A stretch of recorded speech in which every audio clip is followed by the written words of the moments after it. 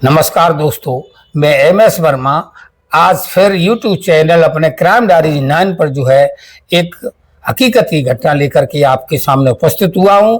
मैं बार बार आपसे रिक्वेस्ट करता हूं, जो इस चैनल पर नए हैं वो कृपया इस चैनल को सब्सक्राइब कर लें, और जो हमारे व्यूवर्स हैं, जो हमें रोजीना देख रहे हैं, सुन रहे हैं, उनसे रिक्वेस्ट है कि आप कमेंट और लाइक जरूर करें। आपके सब्सक्राइब, लाइक, कमेंट करने से ही मुझे उत्साह मिलता है, और उत्साह की वजह से फिर हम जो है आपके लिए बढ़िया से बढ़िया स्टोरी जो देश में घटना घट रही होती है उसको लेकर के आपके सामने उपस्थित हो पाता हूं। तो कहानी शुरू करने से पहले, जो भारत देश ने पाकिस्तान पर अटैक किया, जो कार्रवाई की, उसके लिए पूरी सेना और समस्त देशवासियों को बारंबार बधाई। भारतीय सेना ने जो किया, अब तक जो किया उससे अलग हटके किया, अलग हटके ये किया है, और ये कह के किया है कि हम जरूर आप पर अटैक करेंगे, बच पाओ तो बच लो। और रात में जो भारतीय सेना ने किया, सीमा रेखा को भी पार नहीं किया, और किसी की जनहान नहीं की, किसी नगर पर आक्रमण नहीं किया, और किसी भी सेना के जो सेना का वो होता है कैंप, वहां पर भी आक्रमण नहीं किया।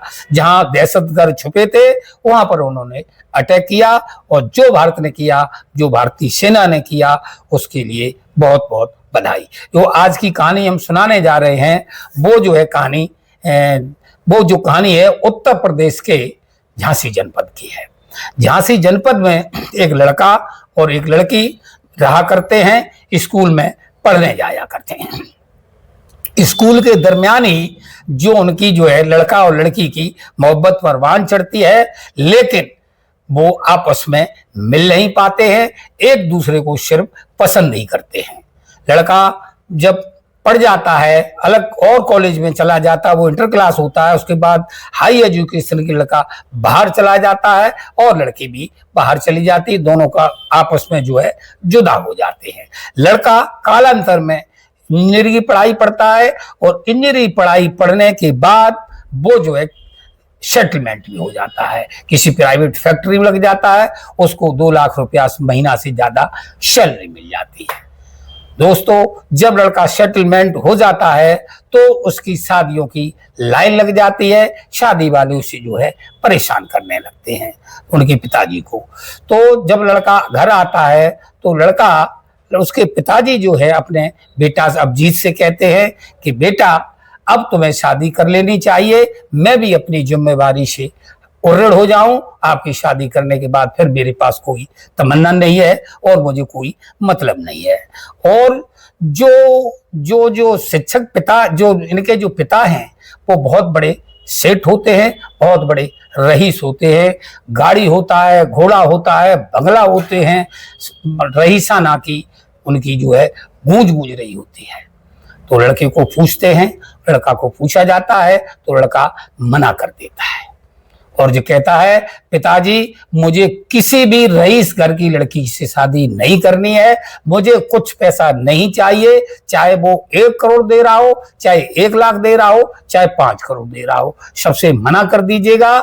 शादी हम अपने स्तर से करेंगे, अपने हिसाब से करेंगे। उसको जो उसकी जो दोस्ती थी, वो बचपन की दोस्ती उस बच्चे को याद है, उसकी उस लड़की की गरीबी भी उसे याद है। तो वो कहता है कि मेरी बचपन की कोई मित्र है, मैं पिताजी शादी करूंगा तो उसी के साथ करूंगा, आप कतई हमारी शादी में इंटरफियर ना करें। चूंकि पिताजी जो है आधुनिक विचारों के हैं, वो पिताजी भी उसको छूट देते हैं। वो जो कहते हैं चाहे अपनी प्रेमिका से कर, चाहे भगा के ला, चाहे किसी से शादी करो, मुझे कोई आपकी शादी में इंटरफेयर नहीं करना है, तुम्हारी पसंद ही हमारी पसंद है। ऐसे पिता भी बहुत कम होते हैं। अगर ये ऐसा होने लगे तो जो हत्याएं का दौर चला है ऑनर किलिंग के नाम पर, वो शायद ना हो। अब वो लड़का सीधा अपना नहाता धोता है, वहां से आया, फ्रेश होता है, फ्रेश होने के बाद अपनी BMW कार लेता है। BMW कार लेने के बाद जो है उस लड़की के पास फोन करता है, फोन करने के बाद कहता है कि मैं आपसे मिलने आना है। एक जगह पर लड़की जहां जगह स्थित कर दी जाती है, मतलब जगह बता दी जाती है, चिन्हित कर दी जाती है, उसी चिन्हित जगह पे जो लड़का 2 किलोमीटर पीछे अपने ड्राइवर को अपनी गाड़ी छोड़ देता है और वहां से जो है एक ऑटो पकड़ता है और ऑटो में बैठ करके जो उस लड़की के पास चला जाता है। तो लड़की देखती है, वो एक फिल्म में ये ऐसा हुआ था, ऐसा यहाँ भी हो रहा है। तो वो लड़की देखती है, अरे ये तो कह रहे थे हम इंजीनियर हैं, और अगर इंजीनियर होते तो इंजीनियर तरीके से आते, ये आए भी तो एक ऑटो से आए हैं। तो वहाँ जो होटल जगह है वो होटल इतना भी कीमती नहीं किया जाता है जिससे लड़की चकाचौंध हो जाए। होटल लड़के वाले ने किया था, लड़का ने, अभिजीत ने, और जो है उसमें 1000-1200 रुपया दोनों लोगों का केवल बिल आता है। तो वहां बैठ के बात होती है। लड़का कहता है कि देखो भाई, हम आपसे शादी करना चाहते हैं। जो आपने तपस्या, हमने तपस्या एक दूसरे ने की है, जो बचपन में दोस्ती की है, हमारे विचार एक दूसरे से मिलते थे, हमारे विचार गंदे नहीं थे, और हमने कोई भी शारीरिक संबंध की बात नहीं की और न मैंने सोचा भी था। हम दोनों लोग पढ़ने की सोचे थे। आज जब मैं योग्य हो गया हूं तो मैं आपका हाथ मांगने आए। लड़की कहती है, इतने दिन बाद आए हो, मैं तो तुम्हें भूल भी चुकी थी। ऐसा कम ही होता है जैसा आप कह रहे हो, जैसा आप कर रहे हो। तो वो कहती है, ठीक है, मैं अपने पिताजी से बात करती हूँ। वो कहती है, जरूर बात करना, हम दूसरी जगह शादी करेंगे ही नहीं। अब लड़की अपने घर चली जाती है, लड़का भी अपने घर चला आता है। लड़की अपने पिता को बात करती है, बताती है कि ऐसे ऐसे एक लड़का है, वो इंजीनियर हो गया है और हम शादी जो है हम इसके साथ करेंगे। चूंकि ये लड़की जो है, इनके पिता शिक्षक हैं और ये लड़की की भी सर्विस शिक्षक विभाग में शिक्षिका लग गई है, सरकारी स्कूल में ये टीचर हो गई है।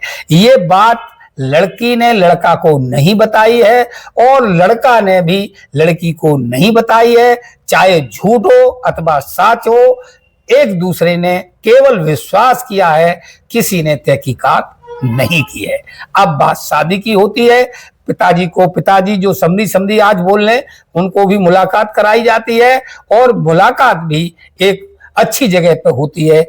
वो भी लड़की के बताए अनुसार अपने समधी का, अपने बेटे यानी दामाद का घर नहीं देखते हैं, होटल में ये ऊपर बातें हो जाती, मोटा मोटा शादी की कैसे होगी।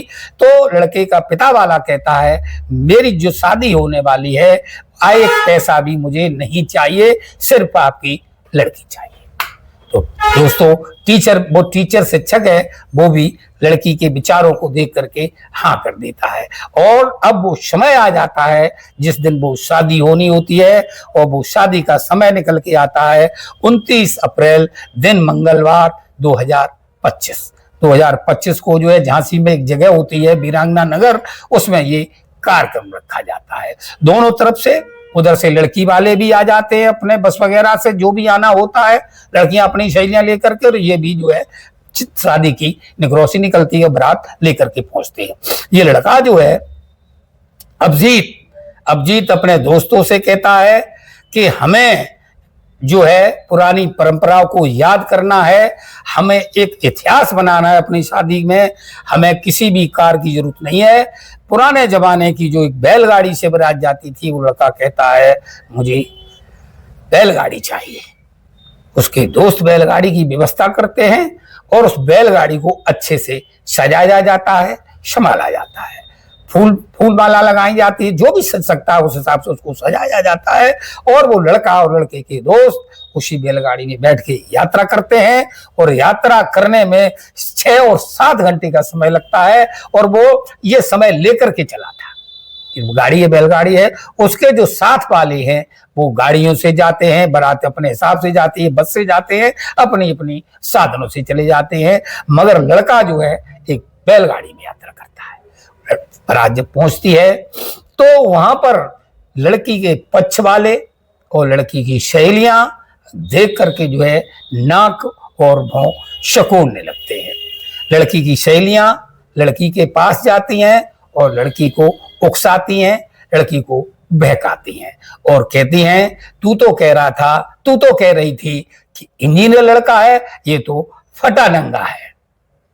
हर लड़की की इच्छा होती है, कोई हेलीकॉप्टर से विदा कराता है यादगार बनाने के लिए, कोई अन्य साधन से बढ़िया जो कारें होती हैं उससे विदा कराता है, और एक लड़का जो है बैलगाड़ी से विदा करा रहा है, बैलगाड़ी से आया हुआ है।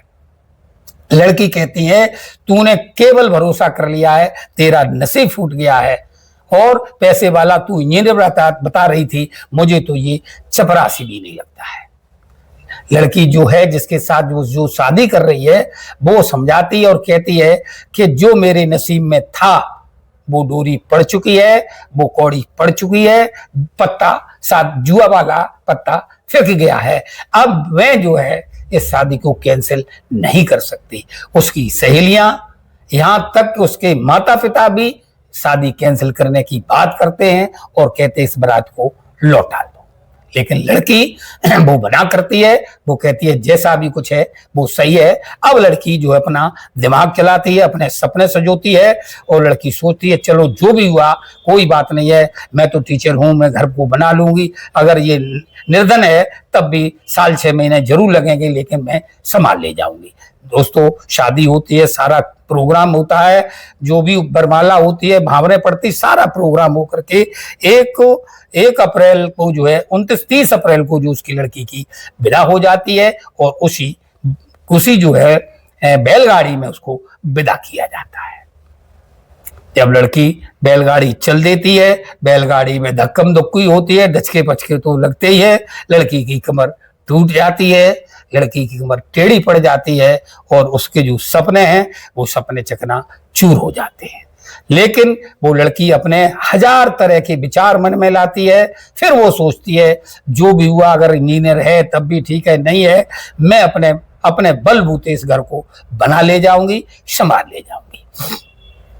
समय कटता है, बारात जो है वापस घर पे आ जाती है, फाटक खोला जाता है गेट का, गाड़ी सीधी जो है अंदर प्रवेश करती है।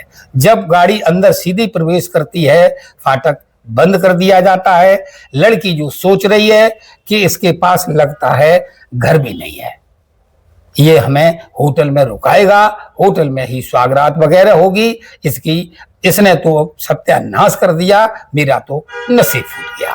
अब लड़की को जो है, हाँ इस वक्त जब बारात लौट के आती, लड़की विदा होकर के आती है, तो कई महिलाएं आरती का थाल लिए होती है, मंगल गीत गाए जाते हैं, या ऐसा भी नहीं होता है, इसलिए लड़की अचंभित हो जाती है, भ्रम में पड़ जाती है। अब लड़की को जो है उसके कमरे में पहुंचा दिया जाता है, जो उसमें होटल टाइप जो उसका घर है, उसमें जो है कई लड़कियां हैं, वो लड़कियां इसके पास आती हैं, तो वो लड़की कहती है, दुल्हन कहती है, नवीली दुल्हन कहती है कि आप लोग थोड़ा 1-2 घंटा मुझे समय दे दो, मेरी कमर टेढ़ी पड़ गई है, मैं सीधी कर लूं, उसके बाद हम लोग बात करेंगे। लड़कियां चली जाती, उसे अकेला छोड़ देती हैं। अब उस कमरे का वो मुआयना करती है, उस मुआयना करने में उसके हस्बैंड के कई फोटो लगे होते हैं, कई सीनरियां लगी होती हैं। अब उसके दिमाग चकरा जाता है, वो सोचती है कि ये होटल है या इसका घर है। तो जो समय कट जाता है, उसके बाद जो है लड़कियां आती हैं, लड़कियां से बातचीत होती है, लेकिन इस चीज को लड़कियां भी जो है नहीं बताती हैं कि ये उसका घर है अथवा जो है ये होटल है। क्यों? जब वो लड़की जब बैलगाड़ी प्रवेश कर रही होती है, अन्य भात की 8 गाड़ियां जो है उस गैलरी में खड़ी हुई होती हैं। तब वो सोचती है अगर इसकी है तो इसने विदा उससे क्यों कराई है, तो वो सोचती है ये होटल ही है। अब वो समय आ जाता है सुहागरात का। तो सुहागरात में जब वो लड़का आता है तो लड़का बताता है, उसको बताता है तुम्हें क्या लग रहा है, ये होटल है या घर है? तो लड़की बताती है मुझे तो होटल लग रहा है। तब वो कहती है ये होटल नहीं है, ये तुम्हारा ही बेडरूम है, ये तुम्हारा ही कमरा है। और फिर जो अपना जो बायोडाटा होता है, वो पूरा बायोडाटा, पूरी सैलरी उसको बताता है। अब लड़की भी कहती है अगर तुमने मुझे भ्रम में रखा है, ट्विस्ट में रखा है, मुझे बताया नहीं है, मेरा दिमाग खराब हो गया था, मैं तुम्हें भी अब एक राज की बात बताती हूँ। तब वो बताता है बताइए तुम क्या बताना चाहती हो? तो वो कहती है तुम्हें क्या लग रहा है, मैं एक गंवार बिना पढ़ी लिखी लड़की नहीं हूं, मैं भी जो है एक सरकारी शिक्षिका हूं, और मुझे भी 70-80 हजार रुपया मंथली मिल रहा होता है। दोस्तों, जहां लोग जो नहीं होते हैं वो साबित करते हैं, जो नहीं होते वो साबित करते हैं, और शादियों पर नाजायज कर्ज करके भी खर्च करते हैं। और ये करोड़ों खर्च कर सकता था, इसने शादी में करोड़ों बचाए और अपनी शादी को एक यादगार बनाया। यूट्यूब में खोल लीजिए, आपको आज भी जो है बिना बैलगाड़ी शो होती मिल जाएगी। उन दोनों का, उनका लड़के का यही सपना था कि आने वाली पीढ़ी यूट्यूब में, इंस्टाग्राम में अगर कभी पन्ना खोले तो उसमें मेरी बैलगाड़ी नजर आनी चाहिए। दोस्तों, ये कहानी कैसी लगी आप कमेंट में जरूर बताइएगा। नमस्कार, धन्यवाद।